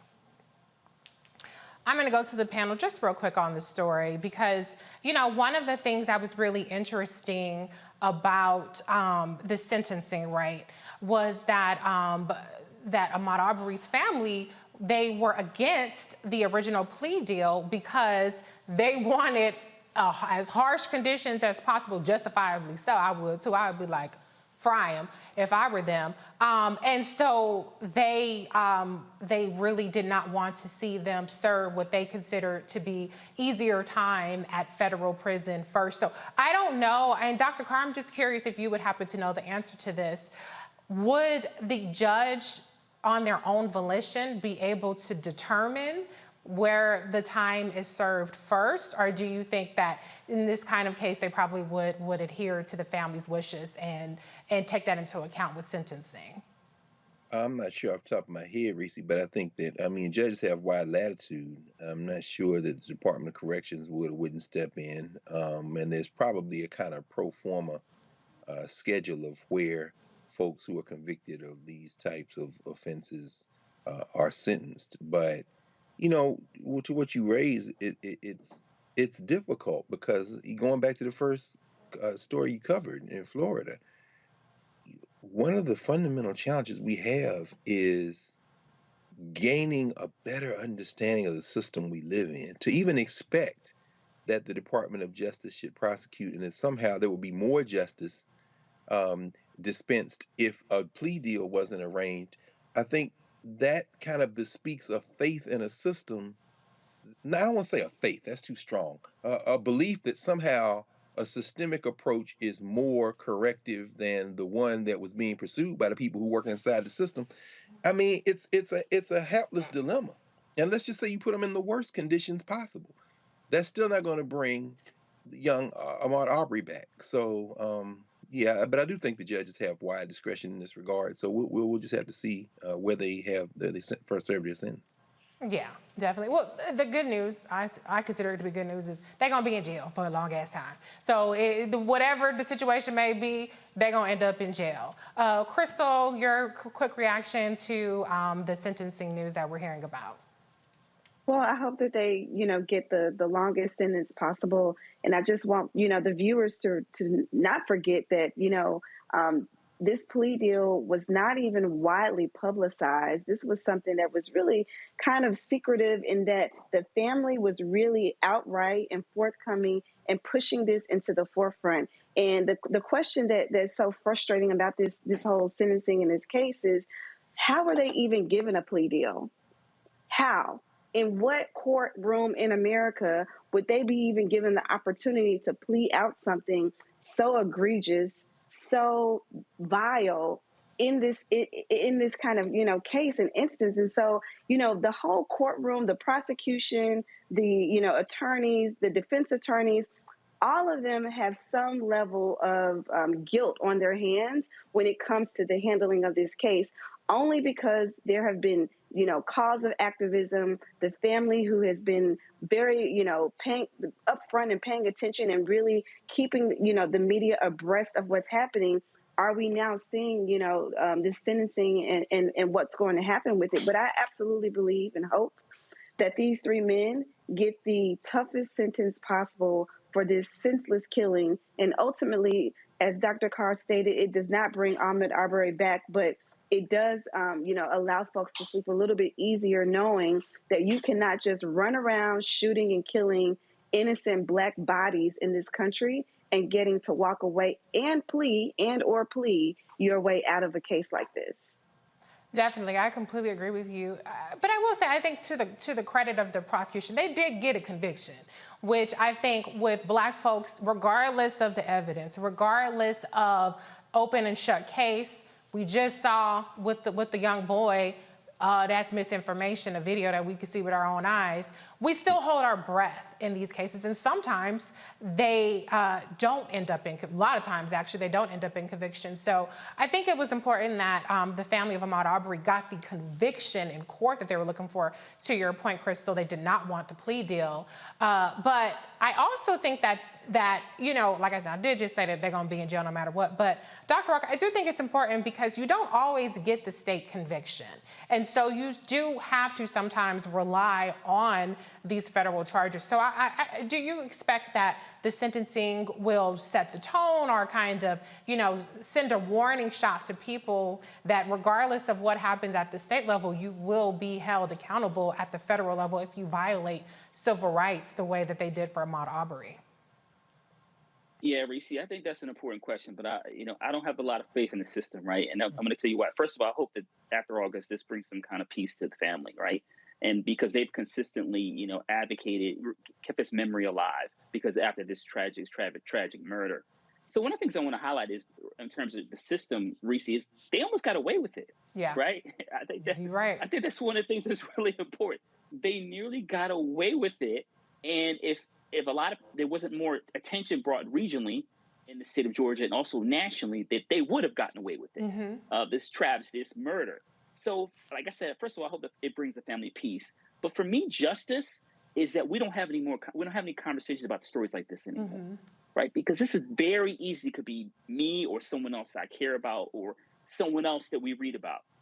And so justice in America is that Black folks don't have to constantly deal with these kind of situations, and that we can be free and live peacefully and not have to worry about where our driver's license is every time we're in the car, or when we're going for a jog, not have to look over our shoulders to worry if someone's going to grab us and end our lives. And I think that's what's really important. Obviously, like I said, it's great that the state got a conviction and was happening at the federal level. But more than anything, Black people deserve peace and joy and need to live their lives peacefully. Well, we can dream. I have a dream that one day that will be true. I can't fill in the blank on the rest of it, but I have a dream. But dreams deferred on this next story because the brother is same old shit. The brother and sister-in-law of former First Lady Michelle Obama are suing an elite private school in Wisconsin alleging racial discrimination against their sons. Craig and Kelly Robinson say the University School of Milwaukee expelled their sons after the couple raised concerns about the treatment of students of color. The couple claims the school failed to provide a safe, inclusive learning environment and repeatedly used stereotypical and harmful content in lessons and assignments. Here's how the University School of Milwaukee responded. Today, a former school family filed a lawsuit against USM. The lawsuit alleges that the school's decision to non-renew the enrollment of the family's two children constituted an effort to retaliate against the family for raising concerns about the treatment of students of color and underrepresented students. The former school family has also been in contact with media to discuss their legal case. We regard highly the privacy and confidentiality of our community members, and we cannot comment on the specifics of matters involving threatened or pending litigation. However, we can tell you that USM's enrollment decisions had nothing to do with complaints of inequity or discrimination, and we intend to vigorously defend the school against any claim to the contrary. Since going public, more families have corroborated the Robinsons' claim of discriminatory practices by the school. Okay, now, here's the thing.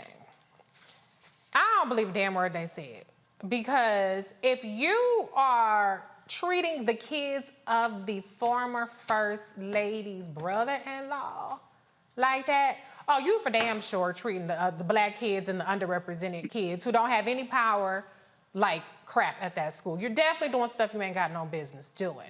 Because I ain't throwing no shade. I'm not trying to say nothing to cast aspersions on the character, but I don't know Craig and Kelly Robinson to be really like picking up picket signs and out there marching in Black Lives Matter. Maybe they did it and I missed it, I don't know. But they don't really seem like the kind of people that's really trying to push the envelope too far. They probably just wanted their kids to go to school in an inclusive environment. That's my speculation.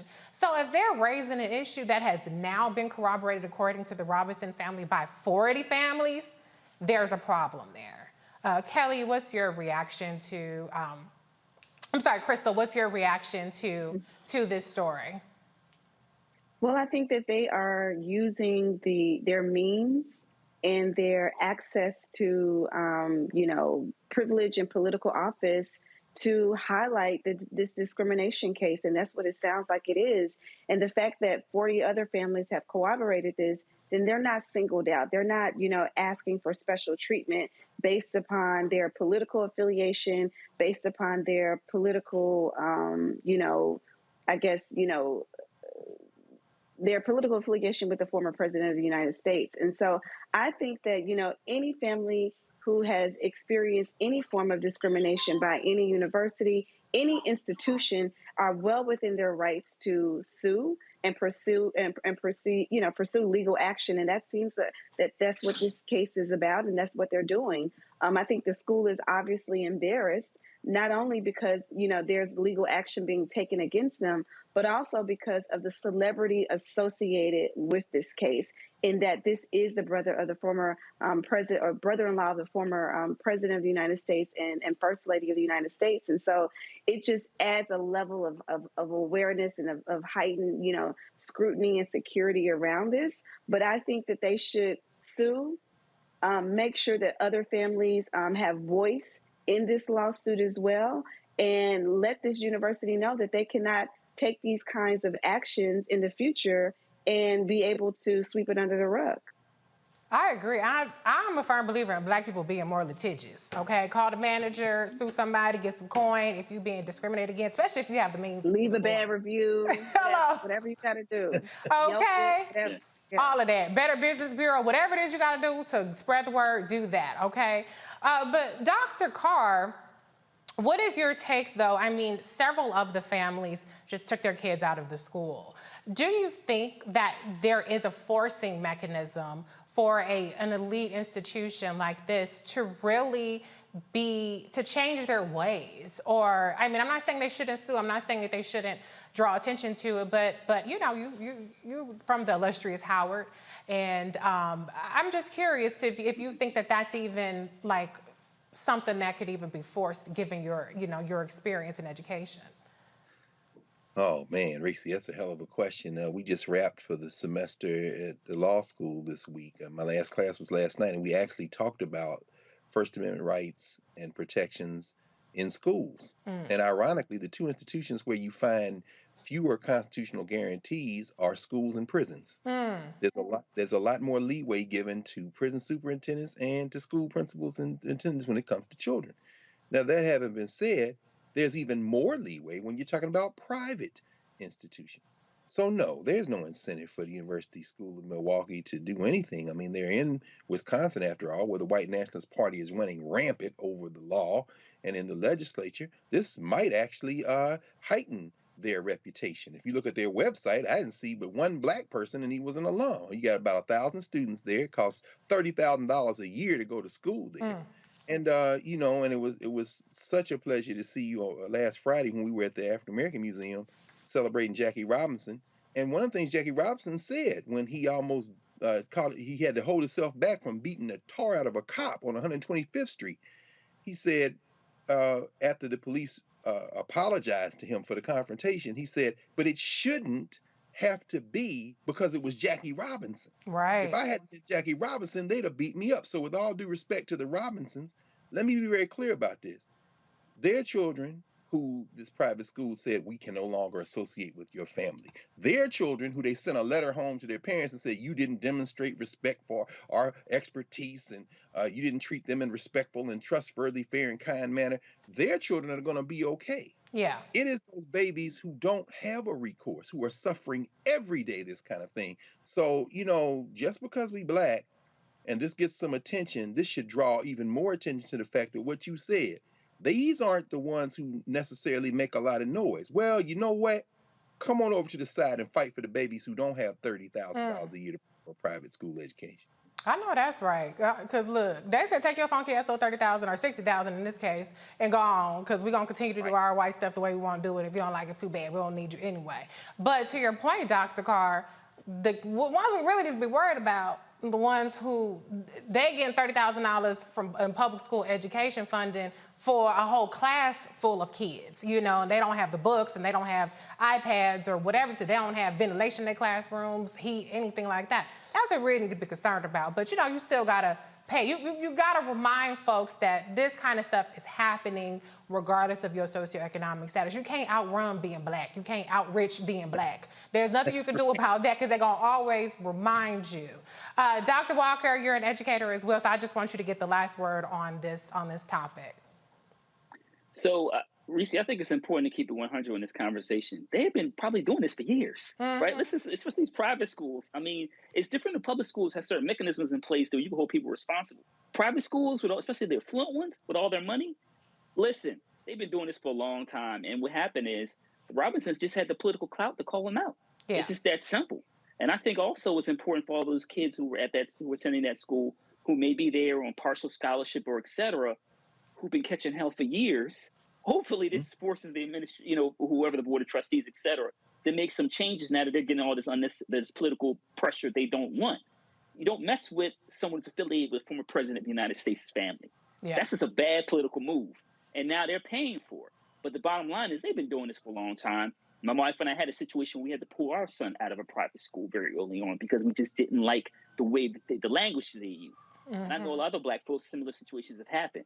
So listen, this happens all throughout the country, and we have to make sure we protect our black babies. And, as we talked about in this conversation, this is happening all the time, and it happens a lot in private schools.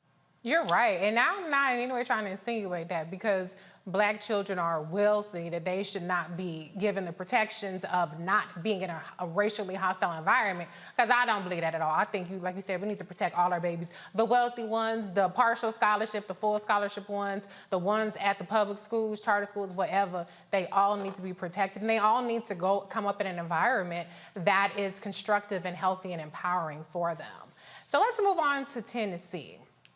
A bill requiring Tennessee students in grades 5 through 8 to learn about Black history just needs the governor's signature. Senators approved House Bill 2106 in a 27-3 vote, while the House passed the measure in an 80-2 vote. Supporters of the bill say it's important to ensure students get a truthful, well-rounded view of history.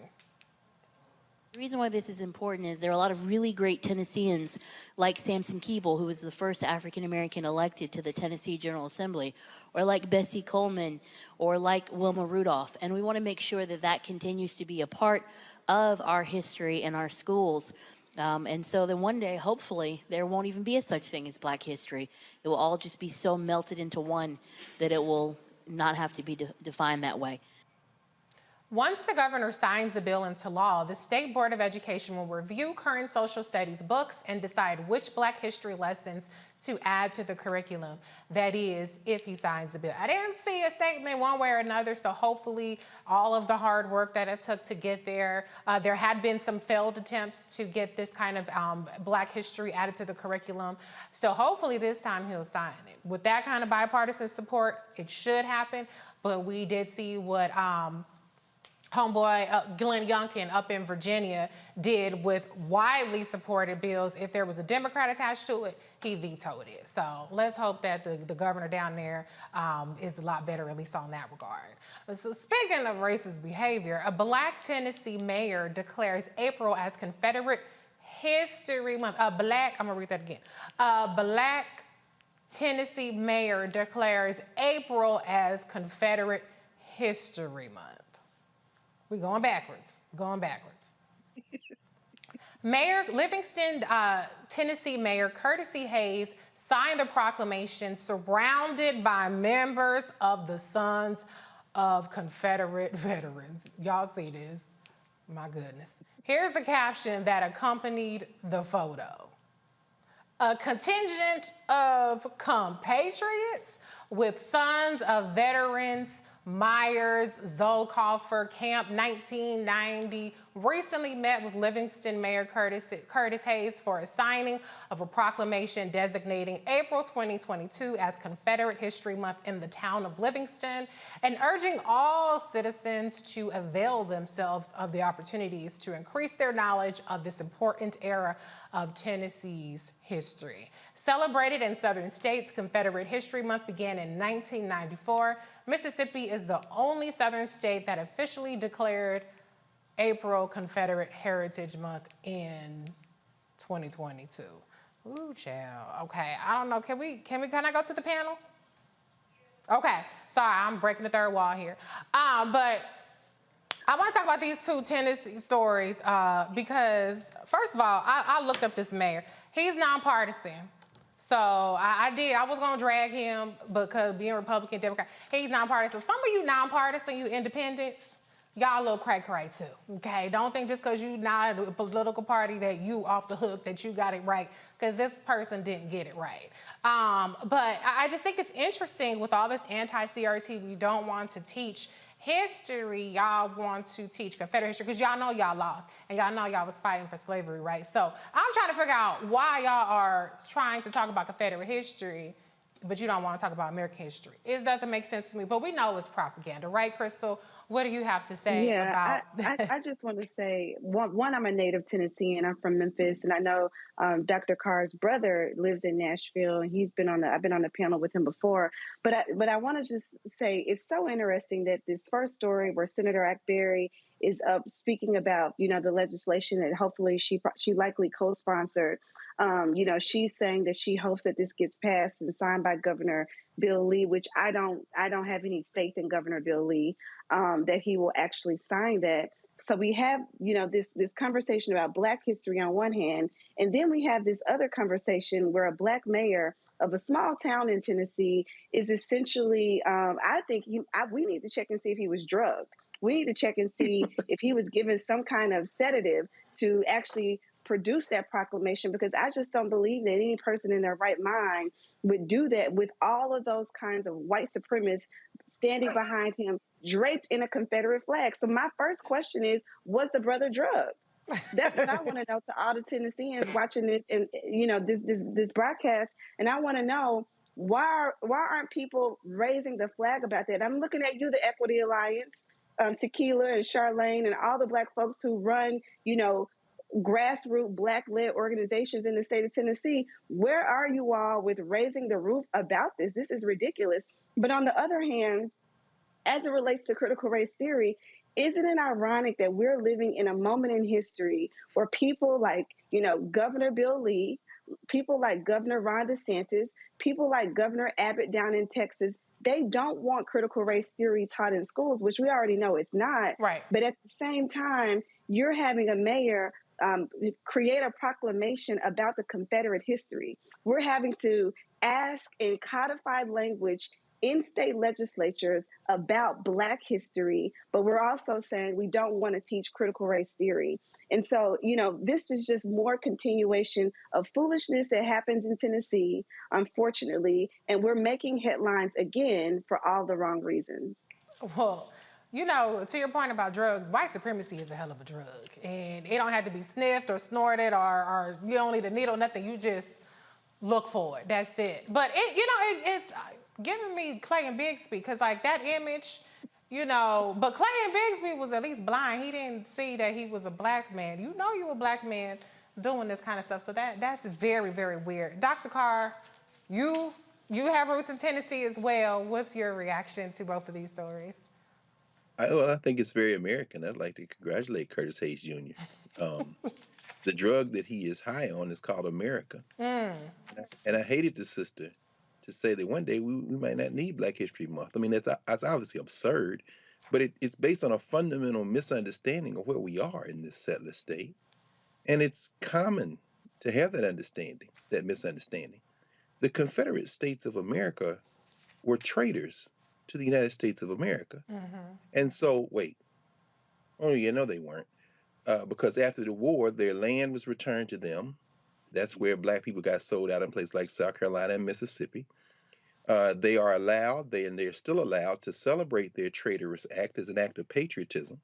That's why the governor of Mississippi, Tate Reeves, with that bad Dollar General store mop on his head, was able to declare that the whole state Confederate celebration. And as you say, Crystal, I mean, we know that Memphis is Black as hell. And where I'm from, Nashville is Black enough for the white nationalists in the Tennessee legislature to try to slice and dice to continue this minority rule so they can make Tennessee the latest state in the South to join the ranks of Rhodesia and apartheid South Africa. But where this boy is from, Curtis Hayes Jr., is halfway between Nashville and Knoxville. And I got family up in them hills near Silver Point and all that kind of stuff.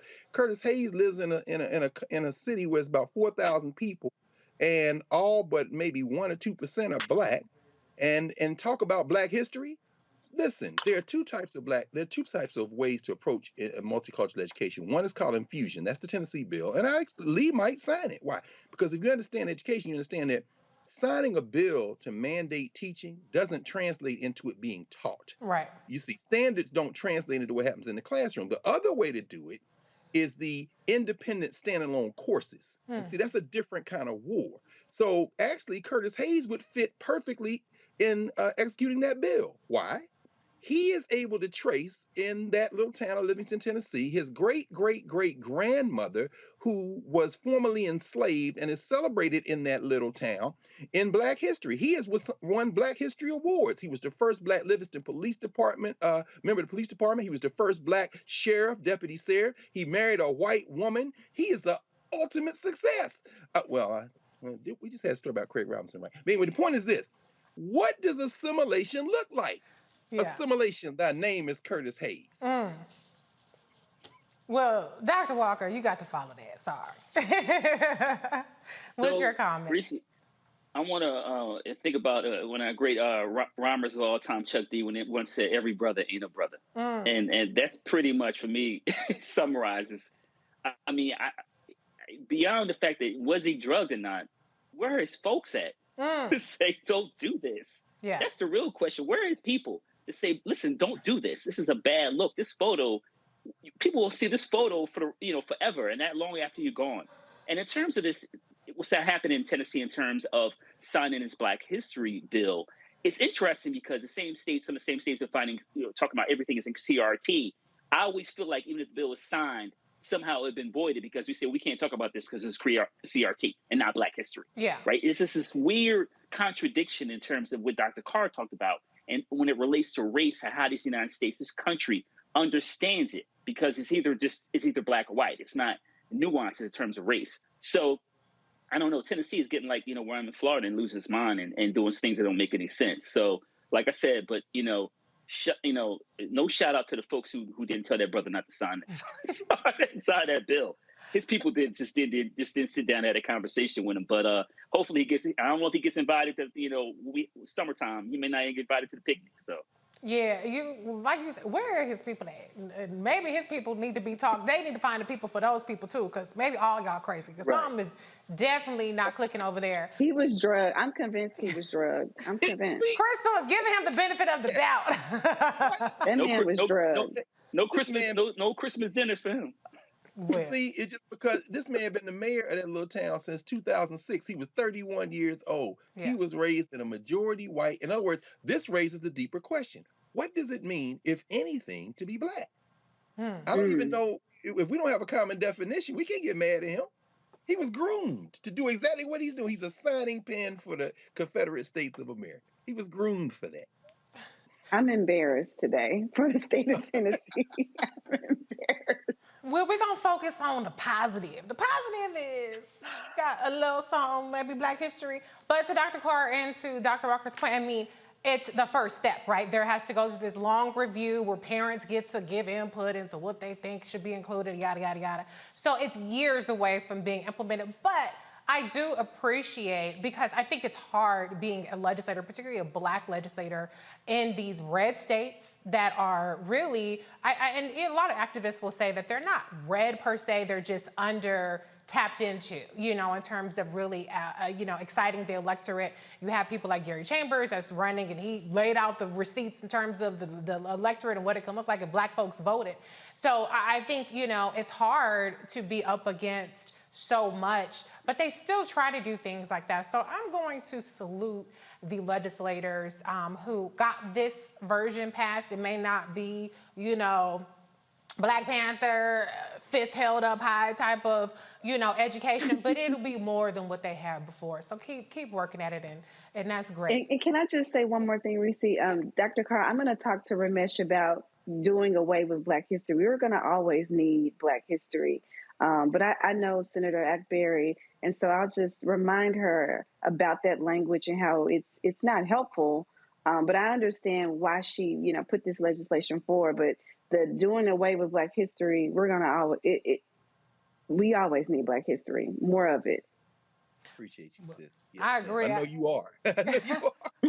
Well, like Yes. I told Jane I'll be Elliott. texting her after this. Right. Well, I remember when Jane Elliott was on the show with CJ, Dr. Carr, you probably remember this, CJ Pearson was on, and she said, we need to all give up our titles. I said, nah, I'm going to always be Black. Y'all can give up white, but I'm going to always be Black. So yes, we're going to always need Black history, point blank, end of period. And we celebrate it every day. We don't need a curriculum, but thank you anyway for your advocacy and getting it into the curriculum. Senator Akbari. You're watching Roland Martin Unfiltered on the Black Star Network. We'll be right back.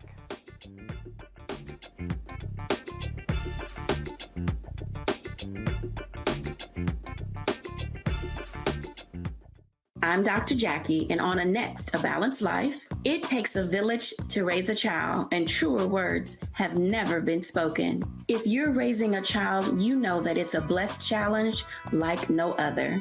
Even more so if your child has a disability. We'll talk to parents and our expert panelists about the best way forward for your child to help you maintain your own sanity on A Balanced Life with Dr. Jackie on Black Star Network.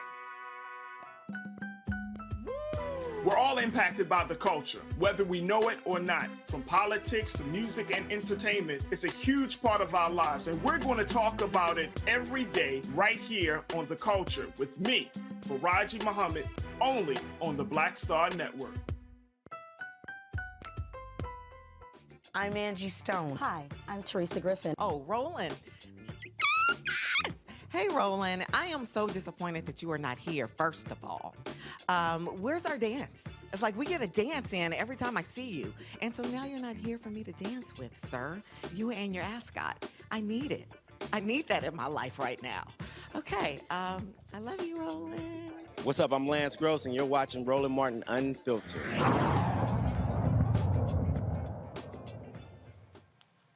The Chicago childhood home of Fred Hampton, one of the most prominent faces of the Black Panther Party, is now recognized as a historical landmark. Hampton's son and mother spearheaded the Save the Hampton House initiative, connected to the film Judas and the Black Messiah, about Hampton and his death. The Black Panther Party leader was shot in his Chicago home in 1969 while police were executing a search warrant. I'm going to go to the panelists, our last story of the night. Dr. Carr, I'm going to start off with you. I think it's interesting that this is tied, or this push is tied to Judas and the Black Messiah, which was a very successful, in some cases, Oscar-winning film. I'm sure that the advocacy long existed, but what do you think about just how there's this commercialization and there's this profit that's made, but there's still unfinished business behind these stories that are being told and really, I don't want to say glamorized because it wasn't glamorized, but being told by Hollywood. What's your take on that? I'm against all of them, of course, but because it's Hollywood, they're there for profit. However, if we can leverage that visibility to get some things done that benefit our community, then we have to take our victories where we can find them. And by the way, you've done an incredible job tonight, as always, when you sit in for Roland, but you're underscoring the point that this is why this platform is so important. Sure, BNC, maybe it'll be bought, maybe it'll be, but nothing is like independent institutions. The Judas and the Black Messiah film had a number of flaws in it, but it was also supported by Fred Hampton Jr. and the family, in part because it did allow this. Now that house there, it's important to understand that Fred Hampton's mother babysat for Emmett Till. They all grew up in the same community, but that story is not going to make it to CNN or MSNBC. That story is being told right here on in our platform here in Black Star Network, and that allows us to continue to fight so that when there is a moment when Hollywood says we can make some money off this, there will be people around who can force Hollywood a little bit closer to the type of things we need. And this is a victory today. We can't say so.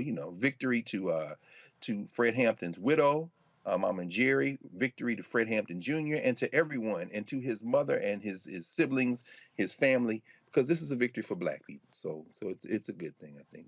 I agree with you, Dr. Carr. I mean, we got to take our victories, how they come about, when they come about, because we don't get as many of them as we need to. Crystal, your reaction to this story? Yeah, I tend to agree with, much of what Dr. Carr just stated, that this is a victory. I think, the movie definitely highlighted what many in America did not know, but many Black people had already known. And if you attended an HBCU like I did, like Howard University, the illustrious, you were, taught about Fred Hampton. But even when you grow up in Black cities like Memphis and Chicago and many other cities across this country, we know our history, but we don't have our history shown and highlighted in Hollywood. We don't have historic landmarks like his house preserved in the fabric of Black culture in this country. And so when we have an opportunity to have this done, we absolutely need to celebrate it. It may not be in the way that we wanted it to we may not have arrived here in the way that we really wished, but at least it's being celebrated. At least people on a national scale are recognizing this. And so I'm happy that this is a win not only for the family and for the city of Chicago, but also for Black culture and Black preservation. You're so right about it being a win for the culture and Black preservation. And Dr. Walker, you'll get the last word on this. One thing that, I don't want to say all the white folks, but let's talk about the Confederate people, right? They are very serious about their landmarks, about their statues and this and their proclamations and all that kind of stuff. And I believe we are too, but we don't always get that institutional support from the various systems, whether it's the city, the government, or whoever, to mark these important landmarks and these historic figures outside of what we can consume on TV. So can you just talk a little bit and close us out about the importance of just landmarks generally and how we really need more of them that are preserving our culture, as Crystal just said? Yeah, so Reese, it's important to make that connection between like landmarks and causes, right? And also the reminder that Hampton was murdered, right, at a young age, right? He had his life ahead of him, and so like many of our civil rights martyrs, it is important, like I said, to make sure there's a connection between what his message was as a member of the party and have a broader conversation. So if we can have school children in Chicago metropolitan area and other places visit the site where he was killed, we can have a conversation about what freedom is in America and what historically has happened to Black folks who have fought for freedom in this country, what happened to Hampton, what happened to King, et cetera. Right. So we can have a broader conversation. We talk about this issue of history, particularly what happens in Black history. We can have this broader conversation, not only with Black kids, but remind other kids about how they benefit from a system that has historically done this to Black folks who have fought for freedom. That's such an important point to make. Let's also make sure that we're marking the causes. Let's not water it down. Let's not quote one little quote that makes people feel good. Let's make sure that we continue to recognize the whole of what, like you said, our civil rights martyrs and our historic figures and even current day civil rights activists are fighting for. So with that said, that does it for us here at Roland Martin Unfiltered. I want to thank my panel, Dr. Larry J. Walker, Dr. Greg Carr, and Crystal Knight. A big thank you to you for joining us here on Roland Martin Unfiltered, streaming on the Black Star Network. If you haven't done it yet, download the Black Star Network on all of your devices. You can download it on your iPhone, your Apple TV, Android TV, Roku, Fire TV, Xbox One, and Samsung Smart TV. And as I said in the little promo video, the video quality is impeccable because y'all be complaining about, oh, it looks like this on whatever. Go ahead, download the Black Star Network, and now you can get the high quality video. If you would like to support us so we can continue bringing you the stories that matter to us, you can donate. For the address, if you want to send a check, some of y'all still sending checks, money orders. Maybe, I don't know if you can do checks, but do a money order. P.O. Box 57196, Washington, D.C. 20037-0196, or Cash App. Pay attention to the graphics. Don't get it wrong. There's some scammers out there trying to get your money. It's not going to Roland if it doesn't have these specific things on it. So Cash App is $RM Unfiltered, PayPal Roland Martin Unfiltered, Venmo RM Unfiltered, Zelle Roland at RolandSMartin.com. Okay? I am Reese Colbert. Roland will be back tomorrow. Have a great night. Holla.